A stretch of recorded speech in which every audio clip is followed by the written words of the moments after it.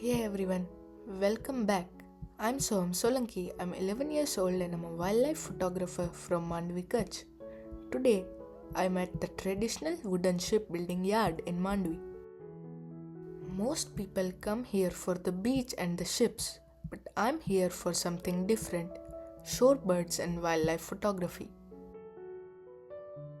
This place is an actual hidden bird photography location, especially during migration season, and not many people talk about it.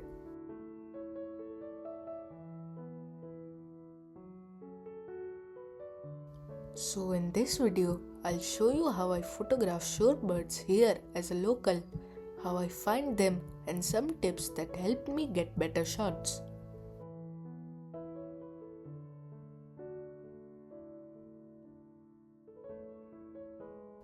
Mandvi is such a unique place because you have this mix of history, people, and nature all in one frame.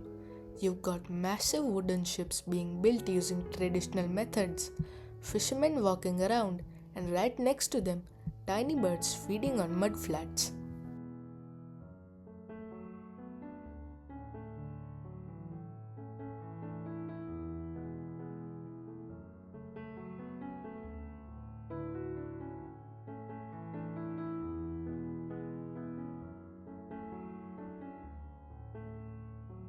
These shallow coastal areas are perfect for shorebirds because they're full of insects and worms.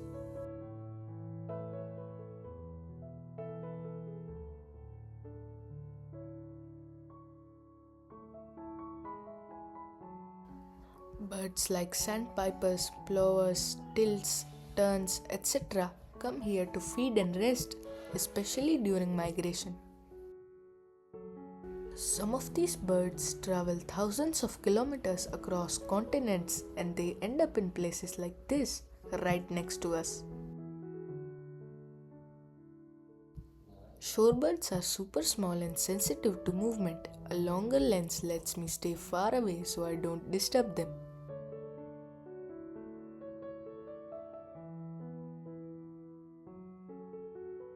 For settings, I usually go with a fast shutter speed like 1600 of a second or even higher because these birds move really fast.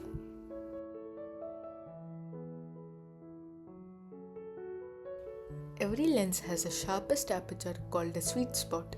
On my 200 to 600 mm, around f8 is where the lens is the sharpest. Details are crisp, contrast is better, and the image just looks cleaner compared to shooting wide open. I adjust ISO depending on the light. Don't be afraid to bump up your ISO for that extra shutter speed. Noise can be treated in software, but you can't make a blurry image sharp.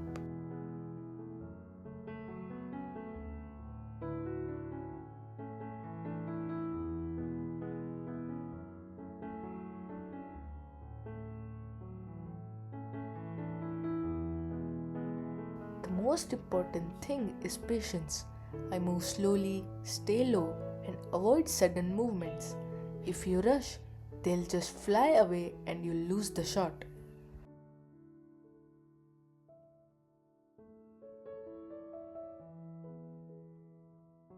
You'll see them foraging in the mud, running with the waves, or just resting on sandbanks.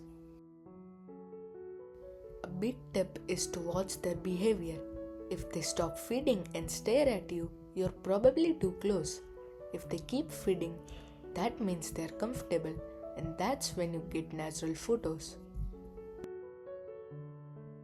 Sometimes I just sit in one spot and let the birds come to me instead of chasing them.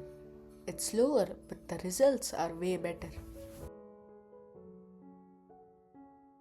I like using low angles to make the bird stand out, and sometimes I use negative space so the bird looks small but powerful in the frame.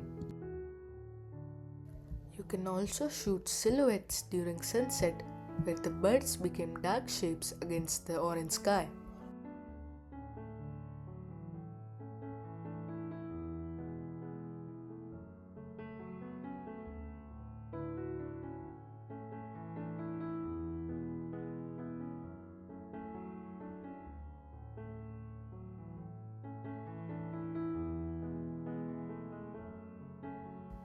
As someone who lives near here, I feel like we often ignore the wildlife around us.